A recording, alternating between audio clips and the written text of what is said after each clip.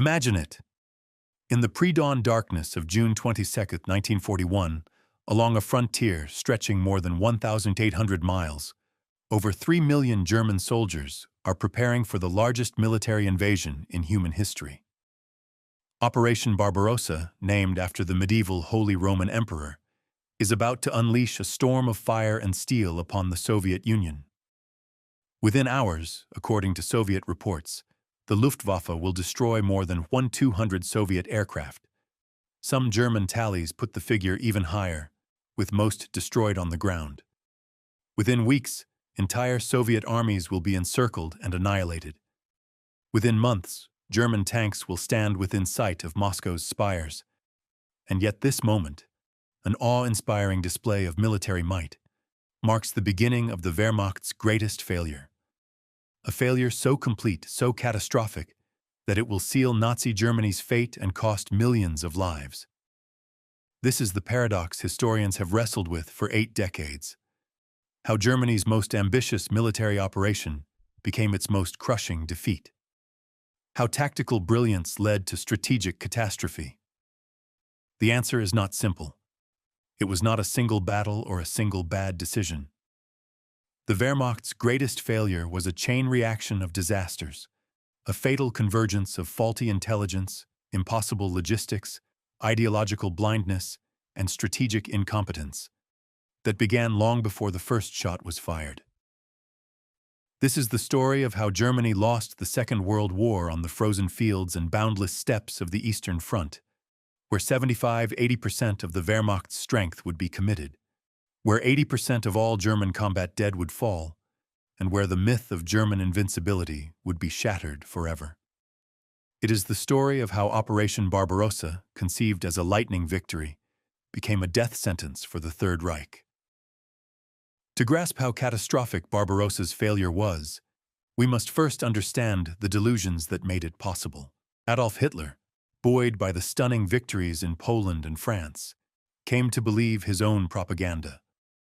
The rapid capitulation of Western Europe convinced him, and many of his generals, that the Wehrmacht was unbeatable, that German tactical superiority could overcome any obstacle, any enemy, any strategic reality. But the invasion of the Soviet Union was not just another military campaign. It was the culmination of Hitler's ideological obsessions, a racial crusade as much as a military operation.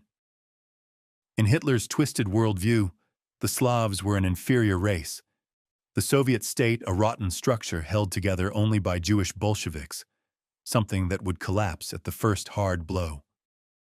"We only have to kick in the door," he famously said, "and the whole rotten structure will come crashing down." This was not strategy.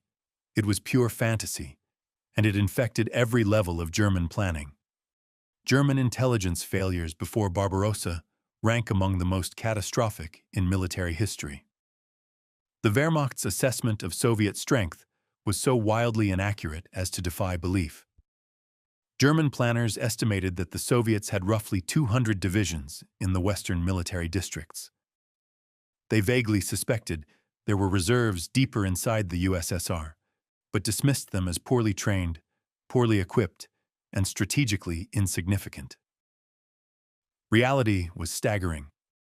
At the outset of the invasion, the Soviet Union had mobilized between 5.3 and 5.5 million soldiers, backed by a reserve of 14 million men with at least basic military training.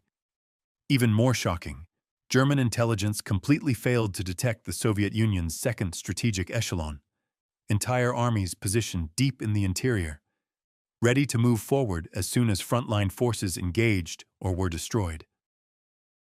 According to numerous historical accounts, German forces only discovered this second echelon days after the invasion began, often literally stumbling into it as ground units pushed ahead.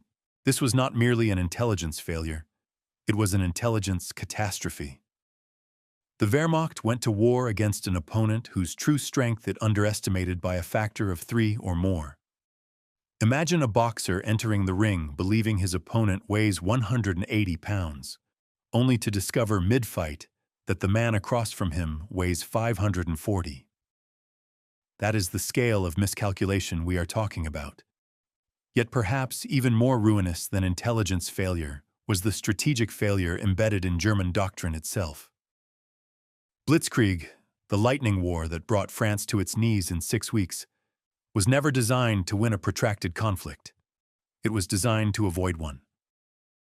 German leaders understood, at least in theory, that Germany lacked the industrial power, manpower, and raw materials for a long war of attrition. Blitzkrieg was born of German weakness, not strength, a gamble that the enemy would collapse before Germany's structural vulnerabilities became fatal. And yet, as Wehrmacht forces massed along the Soviet frontier, there was no contingency plan for failure. No plan B if the Soviets did not collapse. No strategic reserve of troops. No serious consideration of what would happen if the campaign extended beyond the summer and autumn of 1941. German planners confidently predicted the USSR would be smashed in 8 to 10 weeks, even as logistics officers warned the supply lines would be stretched to breaking, and intelligence analysts hinted Soviet reserves might be deeper than assumed. These warnings were dismissed or ignored. Hitler himself embodied the fatal mixture of ideological certainty and strategic recklessness. When his generals objected to aspects of the Barbarossa Plan, Hitler's response revealed the depth of his delusion. "My generals know nothing about economics," he exclaimed, as reported. As if economic theory could replace military reality, as if ideological conviction could overcome logistical arithmetic. Upon this foundation, faulty intelligence, ideological fantasy, tactical brilliance without strategic depth, and an operational doctrine designed to avoid precisely the kind of war Germany was about to start, Barbarossa was built. The Wehrmacht planned to invade not the real Soviet Union, but the Soviet Union that existed in Hitler's imagination. Weak, brittle, ready to fall to dust. The real Soviet Union, vast, resilient, with bottomless reserves of manpower and industrial might, was about to deliver a brutal lesson. By the time German commanders realized the truth, it would be too late.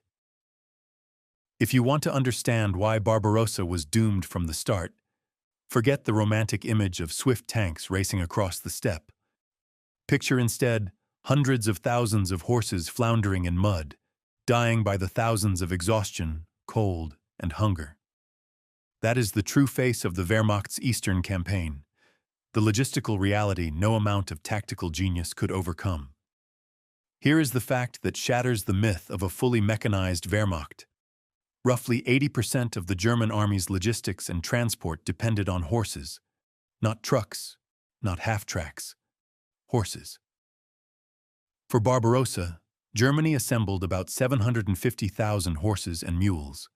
The supposedly modern, mechanized force that had revolutionized warfare relied, at its core, on the same transport technology Napoleon used in 1812. Only about 1/5 of the Wehrmacht was fully motorized. The panzer and motorized divisions, the tip of the spear, were indeed mobile and lethal, but the bulk of the army, the infantry divisions, marched on foot and depended on horse-drawn wagons for supply, communications, and artillery. An empty horse wagon could weigh over 1,000 kilograms. Moving it across Russia's difficult terrain and dirt roads required 4 to 6 horses. This was not a minor logistical inconvenience. It was a fundamental strategic weakness, recognized by German planners but never solved. Germany simply lacked the industrial capacity and oil to motorize its army. While Soviet logistics, supported by domestic oil and later by thousands of American trucks, grew steadily more mechanized, the Wehrmacht relied on horses throughout the war, and those horses died in staggering numbers. The horse problem was only one symptom of a deeper logistical cancer. The arithmetic of supply over distance is harsh and unforgiving, and in Barbarossa's case, it was impossible from the start. Consider the railways. The Soviet rail gauge differed from that of Western Europe. The rails were literally wider. As German forces advanced, engineers had to relay the track behind them, a laborious process that created a constant bottleneck. Germany was short of trains and wagons even before Barbarossa began, a deficiency sharply noted by the head of the Transport Directorate as early as January 1941. Yet the invasion proceeded. Panzer divisions were gluttonous beasts. One panzer division could consume roughly 1,000 gallons of fuel per mile. Multiply that across multiple panzer groups pushing hundreds of miles into Soviet territory, and you begin to understand the scale of the logistical impossibility. German planners later calculated that even under the rosiest assumptions, the 1942 drive toward the Caucasus had fuel for only about 60 days of full-scale operations. As German forces pushed deeper into the Soviet Union, supply grew ever more desperate.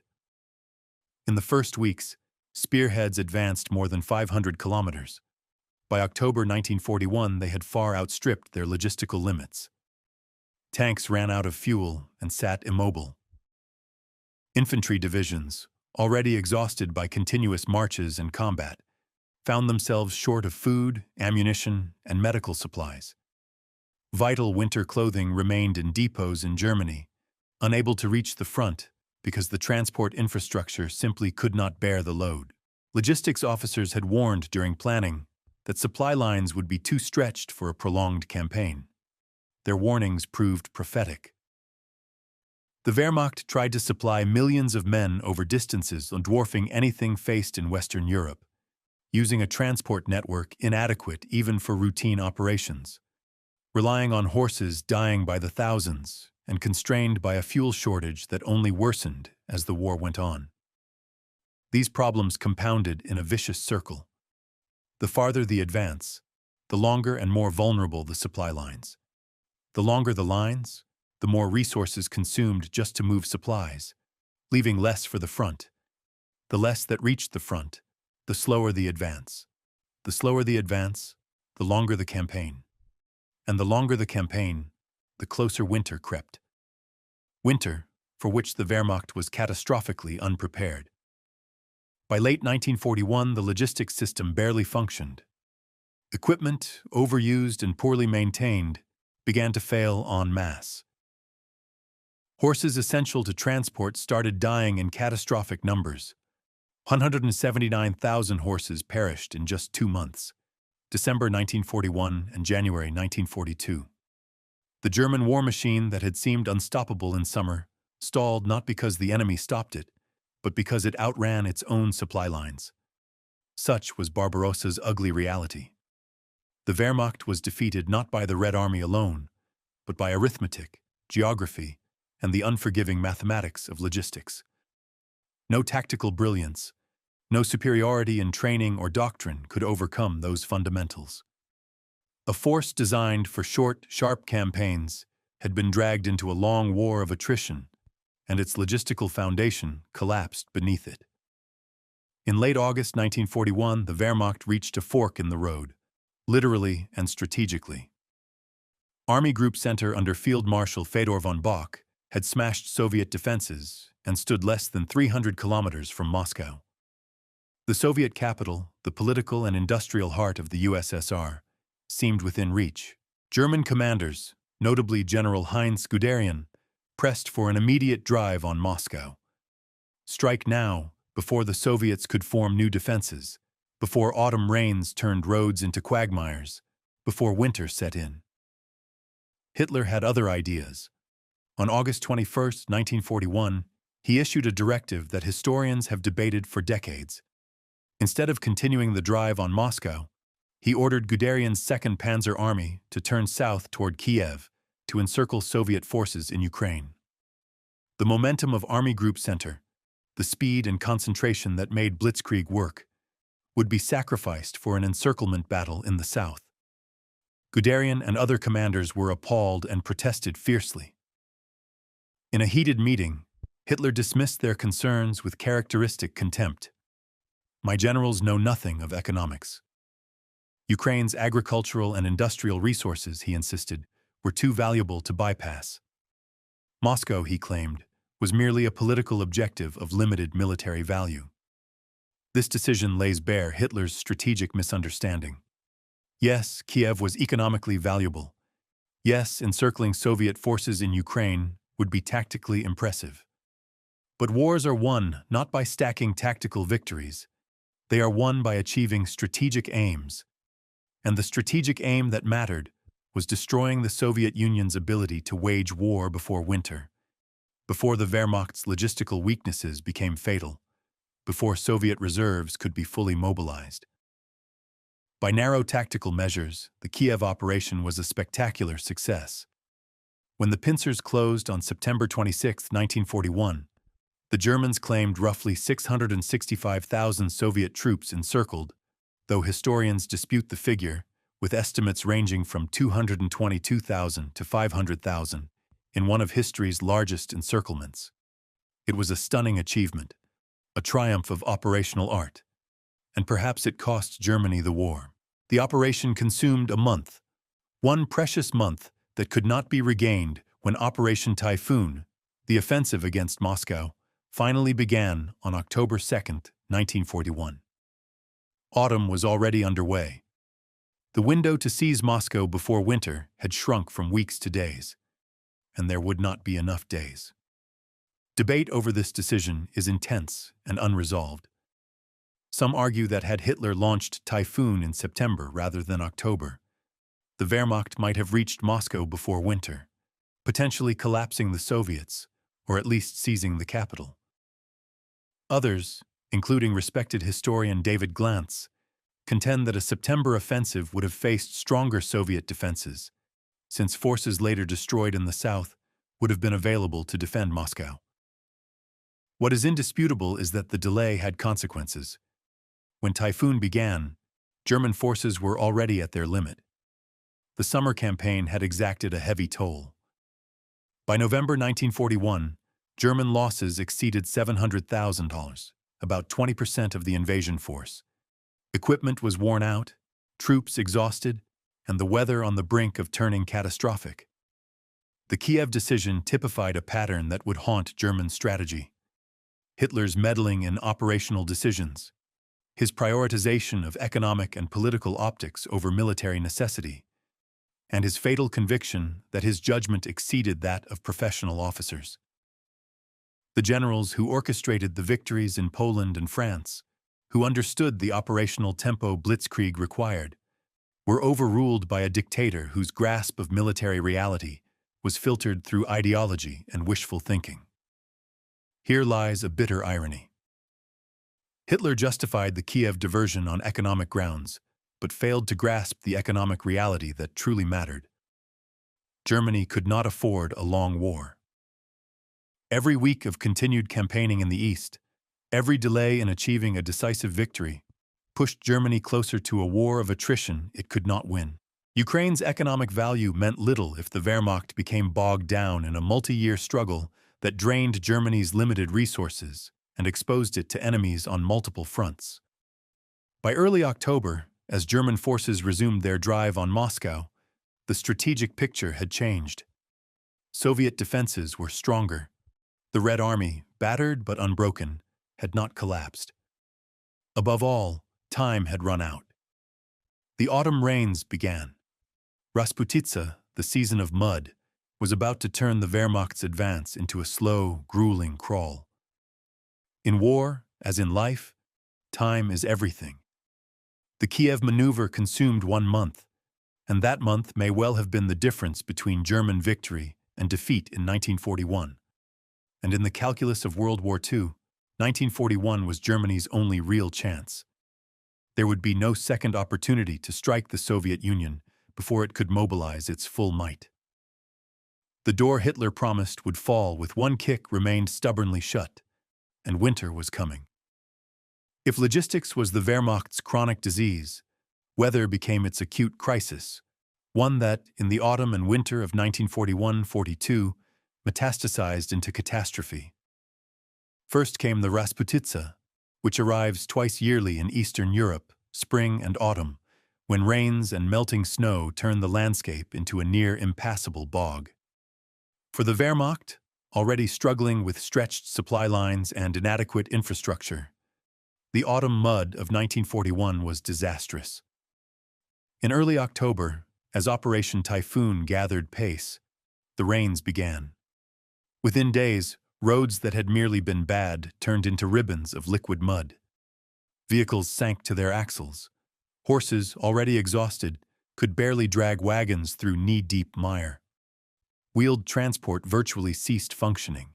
Even tracked vehicles, supposedly better suited to soft ground, found their engines straining, fuel consumption soaring, and mechanical components wearing out at accelerated rates.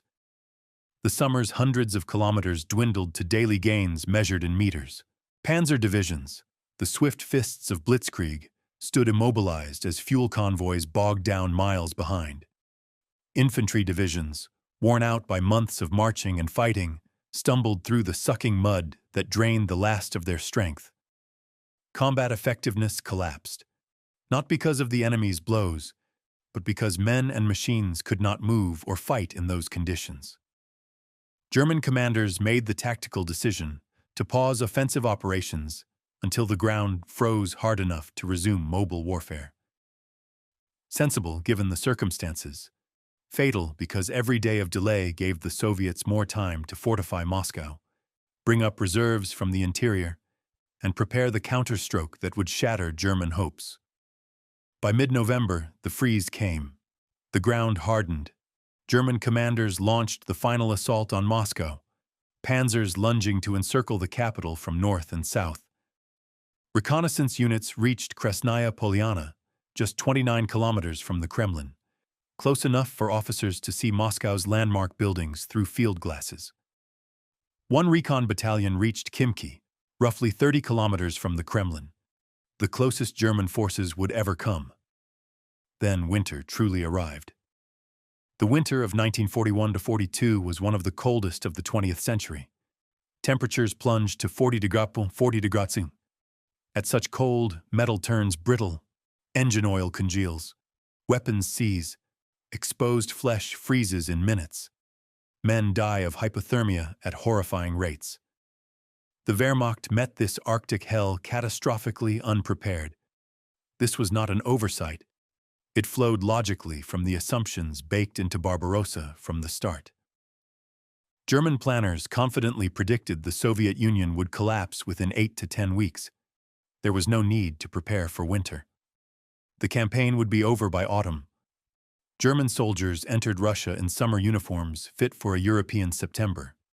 When winter came, they were still wearing them, facing Siberian conditions in clothing meant for mild weather. Here is the most galling aspect. Winter clothing existed. It had been produced and warehoused in Germany. But the same logistics system that could not adequately move food, fuel, and ammunition certainly could not move millions of winter coats, gloves, and boots to the front. The overtaxed transport network prioritized ammunition and fuel over clothing. Men froze because logistics made any other outcome impossible. The consequences were ghastly. Frostbite casualties exceeded battle casualties. Soldiers resorted to desperate improvisations, stuffing newspapers under tunics, packing boots with straw, wrapping hands in rags. Units set up sewing shops in occupied towns, where locals stitched rough ushankas, mittens, and vests from old blankets and whatever materials they could find. In grotesque irony, the Wehrmacht that had conquered much of Europe now begged German civilians to donate fur coats and winter clothing for the troops. The winter gear that had been ordered, fur-lined greatcoats, proper winter underwear, insulated gloves, did not reach the front until early spring 1942, when the worst was over. By then, the damage was done. Equipment suffered with the men. Tanks and vehicles would not start because their engines wouldn't turn over in the deep cold. Artillery needed to be heated by fire before it could shoot. Radios failed. The Luftwaffe, so decisive in summer, found its aircraft grounded, frozen in place or unable to operate because ground crews were incapacitated by the cold. In these conditions, offensive operations were impossible. The final assault on Moscow, already weakened by months of attrition and logistical strain, stalled. Soldiers who had marched across Europe, crushing armies and conquering nations, now struggled simply to survive. And as they struggled, the Soviets prepared to strike back. General Winter, as the Russian saying goes, is Russia's most effective defender. For Napoleon in 1812 and for the Wehrmacht in 1941, this proved brutally true. But Winter did not defeat the Germans through some mystical Russian advantage. It defeated them because German strategic planning was so divorced from reality that the army did not prepare for the most predictable aspect of a Russian campaign. The Wehrmacht was frozen, hungry, and spent not because Winter was unknowable, but because its leaders had convinced themselves preparation was unnecessary. By early December 1941, the Wehrmacht reached its culminating point, the moment when offensive capability is exhausted. German troops clung to positions outside Moscow. Frozen, depleted, vulnerable, they had come agonizingly close to their goal, close enough to see Moscow's spires, close enough to imagine victory. But closeness does not win wars. On December 5, 1941, as German soldiers huddled in frozen trenches around Moscow, struggling to survive at 40 degrees, the Red Army struck. Along a 600-mile front, Soviet forces launched a massive counteroffensive that would destroy the myth of Wehrmacht invincibility and mark Germany's first major defeat of the war. This was no desperate improvisation. It was a calculated operation planned and executed by Marshal Georgy Zhukov, the 45-year-old commander of the Western Front, who would become one of history's greatest generals. Zhukov spent weeks preparing, concentrating forces, positioning artillery, and waiting for the moment when the German offensive power was fully spent. That moment had come. After more than 5 months of continuous fighting, the Wehrmacht was exhausted. Divisions that had crossed the border at full strength had been bled down to fractions of their authorized manpower. Equipment was worn out or destroyed. Supply lines barely functioned. Fuel and ammunition were critically short, and the men, who had marched hundreds of miles, fought dozens of battles, and endured the onset of winter, were physically and psychologically spent. Against these vulnerable forces, Zhukov hurled around 100 divisions, well-equipped, winter-clad troops, supported by some 1,500 tanks and 1,500 aircraft. The contrast with the frozen, depleted Germans could not have been starker. A popular narrative, repeated in countless histories, credits fresh Siberian divisions, hardy troops from Russia's Far East, naturally suited to winter warfare, hurried west after Soviet intelligence confirmed Japan would not attack the USSR from the east. There is truth here, but it is incomplete. Soviet spy Richard Sorge did indeed report that Japan planned to strike south towards Southeast Asia rather than north against the USSR, allowing Stalin to shift some forces. But recent scholarship shows a more complex picture. Only about 14 divisions were pulled from the Far East, and many of those transfers began as early as late July 1941, well before Sorge's most critical reports. Some formations, like the 24th Army with its 6 rifle divisions, were ordered west before the war even began. The real story of Soviet reserves is even more impressive than the Siberian myth. In the latter half of 1941, as it reeled from catastrophic border battles and mass encirclements, the USSR formed and equipped 182 new rifle divisions, 43 divisions of the People's Militia, 8 tank divisions, 3 mechanized divisions, 50 cavalry divisions, 62 tank brigades, 55 rifle brigades, 21 naval infantry brigades, and 11 naval brigades, an industrial and organizational mobilization on a scale the Germans had not imagined. By early December, the Red Army had amassed a reserve of roughly 50 divisions. These were not superhuman Siberians alone. They were factory workers from Moscow, collective farmers, reservists called up to serve, and yes, some experienced troops from the Far East. They were properly clothed for winter, properly fed, and critically, faced an enemy frozen, exhausted, and at the limit of its logistics. The Soviet offensive smashed into German lines with devastating effect. Divisions that had lost 50% or more of their men, lacking winter gear and adequate supplies, stretched thin over vast defensive sectors, simply could not hold. The Wehrmacht, which had advanced for 5 months, now fell back, often in disorder, sometimes in near panic. By early January 1942, Soviet forces had driven the Germans 150 kilometers, well over 60 miles, from Moscow. Towns and villages captured at great cost only months before were retaken. Divisions that had approached Moscow as conquerors now trudged west, leaving behind thousands of frozen corpses and wrecked equipment. The casualty figures tell a brutal story. By the end of 1941, the entire Barbarossa campaign had cost the German army more than 830,000 casualties, roughly a quarter of the invasion force. Army Group Center, the strongest, most successful formation, suffered losses from which it would never fully recover. It would never again seriously threaten Moscow. More important than the tactical reverse was the psychological shock. The Wehrmacht had conquered Poland in weeks, France in 6, Yugoslavia and Greece in days. For 2 years, it had been an irresistible force. Soldiers and commanders alike internalized a sense of invincibility. That illusion was now broken. The German army could be beaten. The Red Army could counterattack successfully. The war in the East would not end in a quick victory. Hitler's reaction revealed both his obstinacy and his occasional tactical instinct. He forbade major withdrawals, issuing stand-fast orders that prevented what could have become a Napoleonic-style rout. Some historians credit those orders with saving the Wehrmacht from total collapse. Others argue they prevented elastic retreats that might have shortened German lines and preserved strength. In any case, the pattern was set.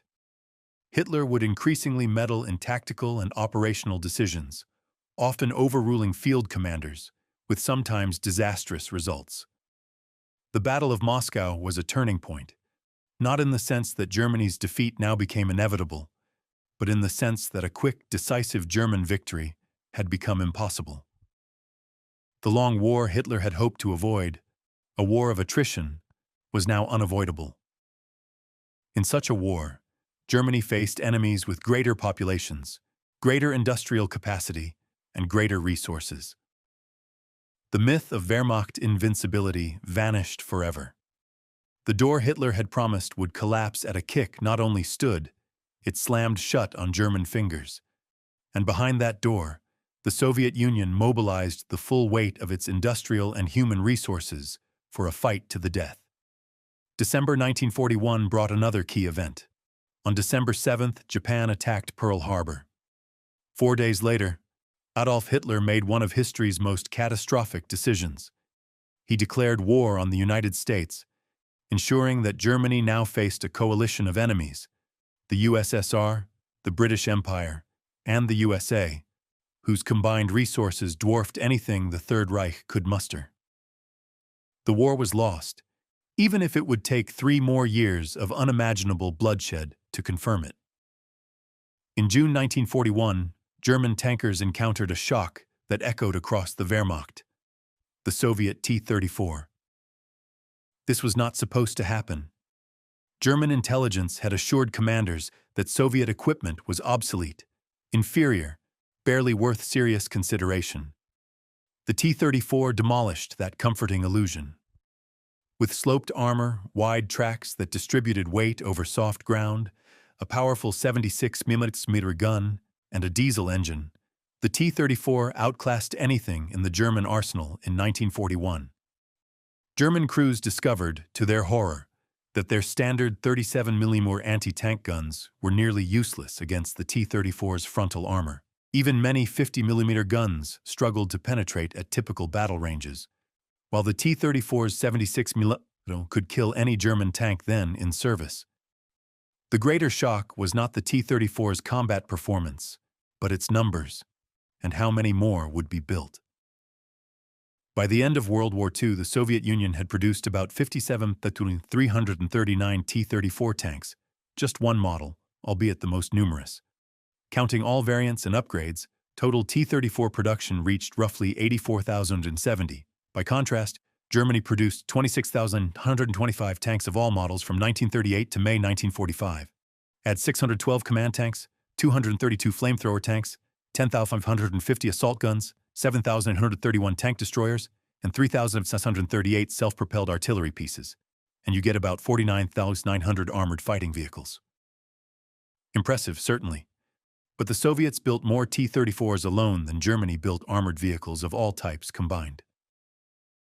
This production gap explains why Germany lost the war in the East. Even with an industrial base devastated by Stalin's purges and weakened further by the loss of enormous territories in 1941, territories that contained much of Soviet industry, the USSR outproduced Germany in tanks by nearly 3-1 in the crucial 1942-43 period. How? In part through one of the war's greatest logistical feats, the Soviet industrial evacuation of 1941. As the Germans advanced, the Soviet government dismantled entire factories, machine tools, equipment, workers, and their families, and shipped them east, beyond the Urals and beyond German reach. Thousands of plants moved. Millions of workers were relocated. It was chaotic, improvised, often brutal, but it worked. By 1942, Soviet industrial output, still below pre-war levels, was recovering, and critically, was now safe from German ground attack. The industrial complex around the Dzerzhinsky tractor plant in Stalingrad, for example, kept operating in 2 shifts throughout the Wehrmacht's advance, producing about 40% of all T-34s in the critical period from September 1941 to September 1942. Tanks rolled off the line and went straight into battle, sometimes with factory workers manning the guns. Soviet production relentlessly simplified and cut costs. On the T-34, engineers removed or simplified thousands of components between 1941 and 1943. Unit cost fell roughly by half, from about 269,000 rubles to 135,000. It wasn't just about saving money, it was about maximizing output. Every hour saved in manufacturing, every part eliminated, meant more tanks from the same resources. Germany, by contrast, mobilized tragically slowly for total war. Civilian production remained high into 1942. A full transition to war production did not occur until Albert Speer became armaments minister in 1942, midway through the conflict. Even then, political considerations distorted output. Firms with limited mass production experience received tank contracts for political reasons, while Ford and Opel, manufacturers with assembly line expertise, were sidelined. German tank production was also geographically dispersed. Nuremberg, Kassel, Braunschweig, Magdeburg, Berlin, which reduced vulnerability to bombing but hampered coordination and mass production methods. Perhaps most critically, Germany faced a resource constraint no industrial efficiency could overcome: oil. The armed forces were perpetually short of fuel. German planners calculated that even under the most optimistic assumptions, the 1942 drive deep into the USSR, toward the Caucasus, had fuel for only about 60 days of high-tempo operations. By 1945, the Wehrmacht was effectively immobilized for lack of fuel. Tigers and Panthers, Germany's most powerful tanks, stood idle, often scuttled by their own crews to prevent capture. Allied strategic bombing of synthetic fuel plants in 1944 drained the last of the Wehrmacht's mobility. Decrypted German messages show the fuel shortage grounded most Luftwaffe combat units by autumn 1944, except for fighters defending the Reich. As one analysis put it, Germany was never more than 30 days away from running out of fuel entirely. Meanwhile, the Soviet Union had access to significant domestic oil and later received massive American Lend-Lease aid, including hundreds of thousands of trucks that mechanized Soviet logistics to a degree the Wehrmacht never achieved. The industrial equation was thus simple and brutal. Germany fought enemies who could outproduce it in every important category. The Soviet Union alone produced tanks roughly 3 times faster than Germany in the war's middle years. Add American and British output. American factories alone built more tanks than all other belligerents combined, and the imbalance becomes almost comical. German tactical superiority, real enough in 1941-42, could not overcome this industrial reality. A well-trained crew in a superior tank like the Tiger or Panther could destroy multiple T-34s. But if the Soviets could replace losses 3 times faster, and if German tanks increasingly sat idle for lack of fuel, tactical superiority became strategically irrelevant. That is why the Wehrmacht's failure to knock the USSR out of the war in 1941 was so catastrophic. Every month the war continued, the Soviet production advantage compounded. By 1943, the Red Army received a torrent of equipment unimaginable in 1941. By 1944, the material imbalance was so overwhelming that German troops, no matter how skillfully led or bravely they fought, simply could not cope. Wars between industrial powers are won in factories as surely as on battlefields, and in the factories, Germany had already lost. One of history's great ironies is that when the Wehrmacht entered Soviet territory in 1941, many civilians did not initially greet it as a conqueror, but as a potential liberator. After years of Stalin's brutal collectivization, political purges, and totalitarian repression, many Soviet citizens, especially in Ukraine, the Baltic states, and other border regions, saw in the Germans a possible alternative to Soviet tyranny. Some villages welcomed German troops with bread and salt. Some locals offered intelligence on Soviet movements. Some volunteered for auxiliary service. Strategically, this was a gift beyond price. An invading army that could present itself as a liberator, turning the occupied populace into allies rather than enemies, would find its task immeasurably easier. Safer supply lines, freer intelligence flow, minimal partisan resistance. Occupied territories could become assets rather than resource drains. The Nazis threw this gift away with both hands. For the Nazi leadership, the war in the East was not primarily a military campaign. It was a racial crusade. Slavic peoples were Untermenschen, subhumans, to be enslaved, expelled, or exterminated to make room for German settlers. Jews were to be murdered en masse. This ideology was incompatible with any strategy that depended on winning local support. Nazi racial theory had no room for Slavic allies. It saw only slaves and enemies. The consequences for occupation policy were catastrophic. Instead of presenting themselves as liberators from Stalinist tyranny, German forces imposed a different, but equally brutal tyranny. Entire villages were destroyed on suspicion of aiding partisans. Civilians were rounded up for forced labor and shipped to Germany in horrific conditions. The systematic murder of Jews by SS Einsatzgruppen, aided by Wehrmacht units, radicalized populations that might otherwise have remained neutral or even cooperative. Partisan warfare illustrates the strategic cost. Soviet partisan resistance began modestly in 1941, but German brutality supplied both motivation and recruits. By 1943, more than 100,000 partisans operated in over 1,000 detachments behind German lines. By 1944, about 140,000 partisans were under direct Soviet control. This was not a mere nuisance. It tied down significant German forces and severely disrupted logistics. The Soviet Central Staff for Partisan Warfare issued directives focusing on railways and rolling stock, alongside road bridges, German transport, communications, and depots. Sabotage teams carried out thousands of attacks on fuel dumps, supply depots, and the rail network deep in the rear. The impact was substantial. Wehrmacht units had to disperse over vast areas just to maintain basic security. Security divisions and police battalions hunted partisans instead of administering occupied territories. Divisions that could have fought at the front guarded supply lines and rear areas.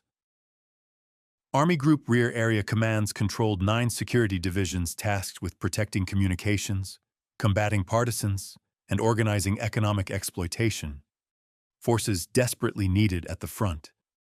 Constant partisan attacks created real shortages at the front. Troops often lacked winter clothing, medicines, and spare parts, not because these items did not exist in depots, but because partisan action prevented delivery. This made frontline units less effective and further strained an already inadequate logistics system. The strategic tragedy is that this was entirely self-inflicted. Hostile populations, the need for vast garrisons, disrupted logistics. These sprang directly from occupation policies driven by Nazi ideology. A different approach, treating occupied peoples with a measure of decency and presenting Germans as liberators rather than exterminators, might have turned potential enemies into allies. Some German commanders understood this and tried, sporadically, to soften occupation practices, to use anti-Bolshevik propaganda, to recruit local forces. But such efforts were undermined by the contradiction at Nazism's core. You cannot brand a people subhuman and expect them to be your partners. In a war where Germany desperately needed manpower and raw materials, Nazi ideology guaranteed that the vast populations of occupied Soviet territories would be enemies rather than assets. Millions who might have been workers, suppliers, or even soldiers instead became resistors, partisans, and implacable foes. Entire German formations were shackled to rear-area security tasks instead of fighting at the front. The Wehrmacht's failure in the East was not only operational or logistical, it was moral and ideological. Nazi Germany fought a war of annihilation when strategic necessity demanded a war of liberation. The result was multiplied enemies, drained resources, and the guarantee that no victory, had one even been achieved, could have been durable. By spring 1942, the Wehrmacht had survived the winter crisis and the Battle of Moscow, battered and depleted, but still dangerous. Hitler's strategic goal was clear: seize the oil fields of the Caucasus to fuel Germany's war machine and deprive the Soviets of those resources. On paper, it was logical. Control of Caucasian oil could ease Germany's chronic fuel shortages and potentially paralyze Soviet mobility. The operation began well. Concentrated in the south, unlike the three-pronged advance of 1941, German forces pushed deep into Soviet territory in summer 1942, showing that despite the previous year's disasters, they could still mount crushing offensives. And then Hitler repeated the Moscow mistake. Having earlier derided Moscow as a mere political target of limited military value, Hitler now allowed himself to be drawn into a prestige battle over Stalingrad, a city on the Volga bearing Stalin's name. What began as a secondary task, cutting Soviet communications along the Volga, became an obsession.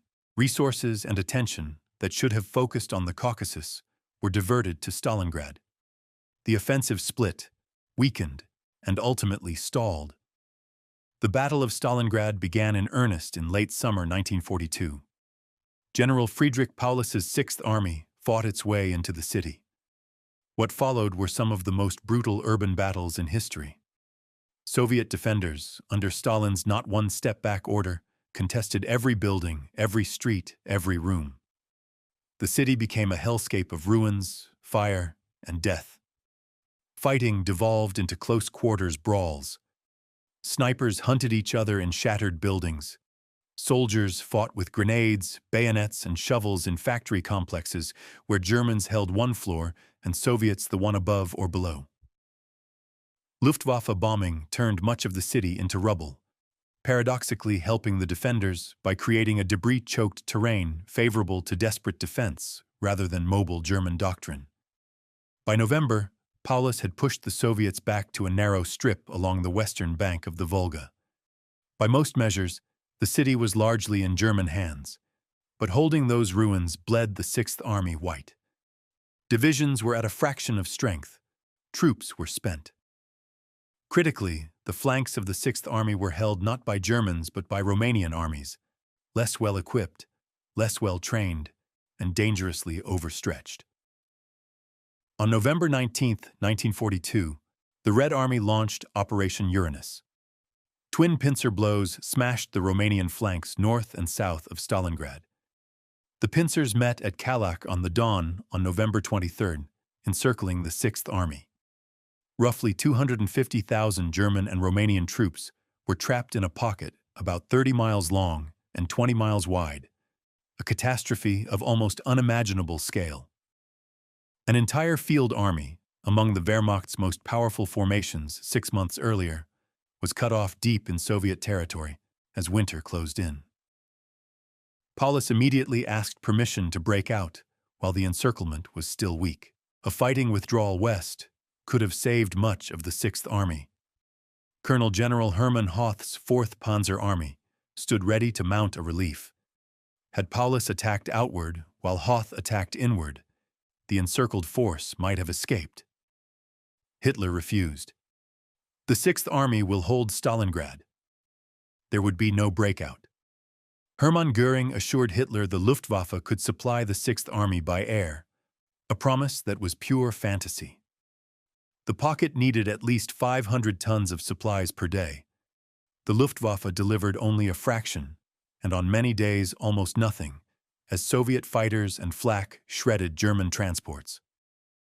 A relief attempt, Operation Winter Storm, did push to within about 30 miles of the pocket in mid-December, but Paulus, following Hitler's orders, did not attempt a breakout to meet it. The relief stalled and fell back as Soviet forces threatened to encircle the rescuers. Inside, conditions went from bad to nightmarish. Rations were cut again and again, men starved, medical supplies ran out. Wounded froze to death in makeshift aid stations. Temperatures plunged below 30 degrees. Horses were slaughtered for meat until none remained. Then soldiers ate whatever they could find: boot leather, wallpaper paste, anything. In a grim gesture, on January 30th, 1943, Hitler promoted Paulus to field marshal. No German or Prussian field marshal had ever surrendered, an unsubtle hint to commit suicide rather than capitulate. The next day, January 31st, Paulus surrendered. On February 2nd, the last German resistance in Stalingrad ceased. Of roughly 250,000 men trapped in November, about 91,000 starving, freezing survivors went into Soviet captivity. Fewer than 6,000 would ever return. Historian Jeffrey Roberts called Stalingrad the biggest and most traumatic defeat in German military history, and that is no exaggeration. Beyond the appalling losses, over 800,000 German and Axis troops killed, wounded, or captured in the Stalingrad campaign, the psychological and strategic impact was even greater. The Wehrmacht's aura of invincibility, already damaged before Moscow, was now annihilated. Before Stalingrad, German forces marched from victory to victory. Afterward, they would not win a single decisive battle. Even in summer, the initiative had passed to the Red Army for good. The destruction of the Sixth Army also shattered the Axis coalition. Romanian, Italian, and Hungarian forces, mauled while covering the flanks, now looked for ways out of the war. German invincibility, a tool of diplomacy as well as war, was broken. Hitler himself, in a speech on November 9, 1944, blamed Stalingrad for Germany's coming doom. This time, he was right. Stalingrad marked the point of no return, the moment when defeat in the East became not just likely, but inevitable. To comprehend the full scale of the Wehrmacht's failure in the East, confront the arithmetic of catastrophe. At various times, 75–80% of the entire Wehrmacht was deployed on the Eastern Front. This was not a secondary theater or a holding action. It was where Germany committed the overwhelming share of its military power, leaving other theaters perilously thin. Losses defy comprehension. Historian Rudiger Overmans estimates around 4 million German deaths occurred on the Eastern Front, compared to about 1.3 million on all other fronts combined. Roughly 80% of Germany's total military dead. Soviet sources compiled by General G.F. Krivoshev put total German casualties on the Eastern Front from 1941 to 1945 at 6,923,700, about 4,100 to 3,700 killed, and 2,571,600 captured. These are not just statistics. Each figure represents a trained soldier not easily replaced, losses that steadily eroded the Wehrmacht's combat capability and compounded Germany's manpower crisis as the war dragged on. The Eastern Front did not merely drain Germany's manpower, it consumed the Wehrmacht's offensive potential. The decline is stark. In 1941, the Wehrmacht attacked along the entire Eastern Front with 3 army groups, millions of men. In 1942, it mounted a major offensive with essentially 1 army group, concentrated in the south toward the Caucasus and Stalingrad.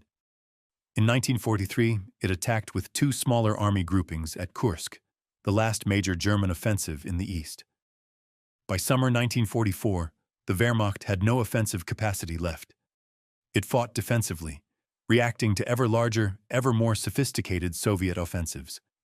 This progressive exhaustion flowed directly from the failure to knock out the USSR in 1941. With each passing year, the Wehrmacht grew weaker in absolute terms and far weaker relative to a Red Army that expanded in size, improved its equipment, and learned from early disasters. Equipment losses were staggering. At Stalingrad alone, the Wehrmacht lost more than 2,700 aircraft, 4,300 tanks, and 15,000 artillery pieces and mortars, losses Germany could not replace. Every tank destroyed in the east was a tank unavailable to defend France, Italy, or Germany itself against Allied invasion. The same held for the Luftwaffe, bled white over the USSR. It lost thousands of aircraft and, more critically, thousands of veteran pilots and crews. When the Western Allies launched the strategic bombing campaign in 1943-44, the Luftwaffe scraped for fighters and pilots to defend the Reich, resources that might have been more plentiful had they not been swallowed by the East. The Eastern Front created a vicious cycle from which Germany never escaped. Failure to achieve quick victory in 1941 meant a long war. A long war favored the Allies' industrial and demographic advantages. As the war lengthened, Germany's relative weakness grew. As Germany weakened, it needed more resources just to hold existing lines, leaving fewer for offensive action. Without offensive options, Germany could not regain the initiative. Without initiative, defeat was only a matter of time. Hitler's decision to invade the USSR while Britain remained unbroken, and his subsequent declaration of war on the United States, guaranteed a multi-front war. This was the nightmare German strategists had sought to avoid since World War I. The Schlieffen Plan, Blitzkrieg doctrine, German operational art in the 20th century, aimed to avoid a 2-front war of attrition against superior combined resources. Yet Hitler, out of ideological obsession and strategic ineptitude, engineered exactly that scenario. The Wehrmacht that had overrun Poland in weeks and France in 6 was now locked in a death struggle in the east, while also facing British and American forces in North Africa, Italy, and ultimately Western Europe. Germany's forces were too few, stretched too thin, fighting too many enemies. The arithmetic was simple and brutal. Germany had roughly 80 million people, the USSR 170 million. Add the British Empire and the United States, with a combined population exceeding 500 million, and the demographic imbalance becomes absurd. In a long war of attrition, where losses can be replaced and industrial output matters more than tactical virtuosity, Germany faced opponents whose combined strength exceeded its own by more than 6-1. This is why Barbarossa's failure was the decisive failure of the Second World War for Germany. The moment the Red Army survived 1941, the moment Moscow held and the Wehrmacht was forced back in winter, Germany's defeat became mathematically close to inevitable. Everything that followed, Stalingrad, Kursk, the grinding retreats of 1944-45, was the downstream effect of that inevitability. The Wehrmacht would continue to fight skillfully. German soldiers and commanders would display tactical excellence again and again. Individual battles would be won. But battles do not win wars when the strategic foundation has collapsed. And the strategic foundation of any plausible German victory, a rapid defeat of the Soviet Union before Anglo-American power could fully mobilize, collapsed in the frozen forests outside Moscow in December 1941. The Eastern Front swallowed the Wehrmacht, drained Germany's resources, and made defeat unavoidable. A slow-motion catastrophe that began with intelligence failures and ideological delusions ran through logistical impossibilities and strategic incompetence, and ended in the ruins of Berlin. Everything else, the Western Front, the strategic bombing campaign, the Holocaust's monstrous crimes, the final collapse, flowed from this central fact. Germany lost the Second World War in the East. So what, then, was the Wehrmacht's single greatest failure that decided the war's outcome? We have examined intelligence catastrophes, logistical nightmares, strategic blunders, ideological brutality, and industrial shortfalls. We have watched a campaign that began with history's largest invasion end in a frozen retreat and ultimate catastrophe. The disappointing truth is that the failure was not singular, it was total. At the strategic level, Barbarossa was conceived in delusion. The assumption that the Soviet Union would collapse after a single campaign was fantasy, wishful thinking masquerading as analysis. The decision to invade while Britain remained undefeated guaranteed a two-front war. Declaring war on the United States, one of history's most inexplicable strategic errors, ensured Germany faced a coalition of enemies with overwhelming resources. At the operational level, the Wehrmacht attempted the impossible. Supplying millions over vast distances with inadequate infrastructure could not work. The math of long-distance logistics is unforgiving, and in Barbarossa it was impossible from the outset. No tactical genius can change the facts that horses move only so fast. Trains need functioning railways. Vehicles need fuel that Germany did not have in sufficient quantities. At the tactical level, German intelligence underestimated the enemy by a factor of 3 or more. The Wehrmacht engaged an opponent whose true strength it catastrophically misjudged. The Soviet Second Strategic Echelon went undetected. Stalin's 14 million man trained reserve was dismissed as irrelevant. Reality appeared as fresh divisions materializing when German intelligence claimed Soviet reserves were exhausted. At the ideological level, Nazi racial theory destroyed any chance of winning over occupied populations. Millions who might have welcomed liberation from Stalinist tyranny instead faced a different, equally brutal occupation. The resulting partisan war tied down German divisions, cut supply lines, and turned potential assets into enemies. At the political level, Hitler's interference repeatedly led to disaster. The diversion to Kiev that delayed the Moscow drive, the stand-fast orders that trapped whole armies, the refusal to let Paulus break out of Stalingrad.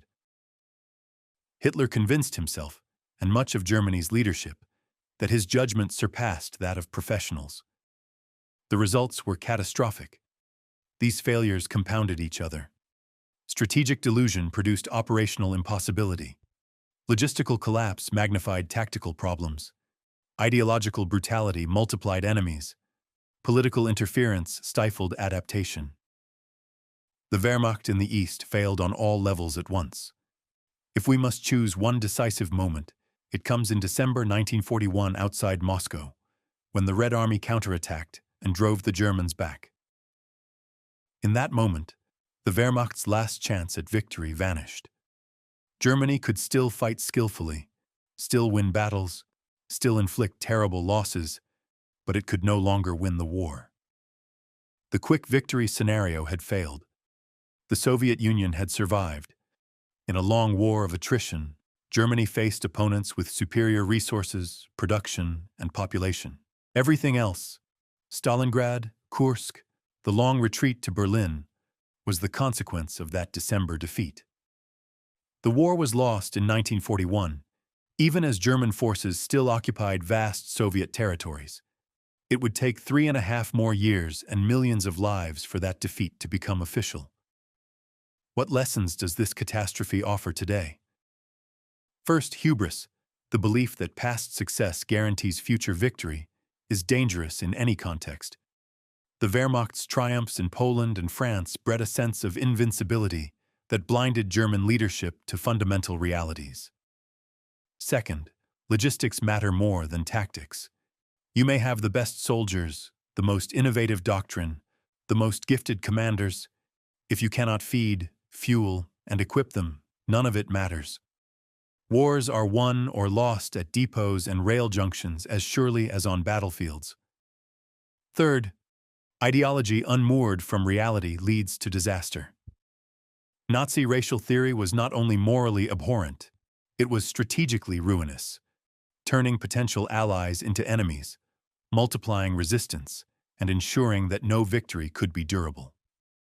Fourth, strategy must rest on a realistic assessment of the enemy and an honest appraisal of one's own capabilities. Barbarossa's planning was built on wishful thinking, ideological certainty, and systematic underestimation of the opponent.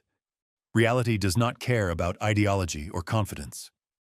The Wehrmacht's failure in the East was total, and its consequences were measured in millions of lives, shattered cities, and a continent in ruins. It remains one of history's clearest examples of how military power, severed from strategic sense, industrial reality, and moral constraints, can end in catastrophic failure. If you found this deep analysis of one of history's most consequential military failures valuable, I'd appreciate your support. Like the video if you learned something new. Share it with those interested in military history or World War II. Subscribe for more in-depth historical analyses that go beyond surface narratives to explore the complex, often uncomfortable realities of the past. The Wehrmacht's greatest failure decided the war's outcome. Understanding why it failed at every level offers lessons still relevant to anyone concerned with strategy, leadership, or the consequences of ideological delusion. Thanks for watching. See you in the next episode. M.